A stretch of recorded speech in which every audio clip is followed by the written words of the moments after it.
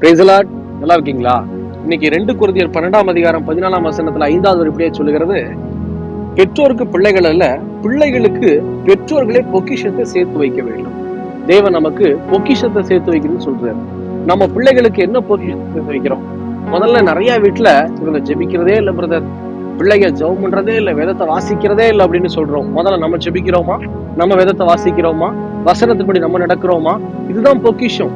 இன்னைக்கு நீங்களும் நானும் இல்ல 10 காம்ப்ளெக்ஸ கட்டிட்டு ஒரு மால் கட்டி கொடுத்துட்டு பிள்ளைகளுக்கு எனக்கு பெரிய பிசினஸ் பிள்ளைகளுக்கு வச்சிருக்கிறேன், பெரிய மாட மாளிகை பிள்ளைகளுக்கு இருக்குன்னு சொன்னோம் அப்படின்னா இது அழிந்து போகிற பொக்கிஷம். பிரியமான சின்னமே, இந்த பொக்கிஷத்தை நம்பாதீங்க. தேவன் சொல்லுகிற பொக்கிஷம் நல்ல பழக்கங்கள்.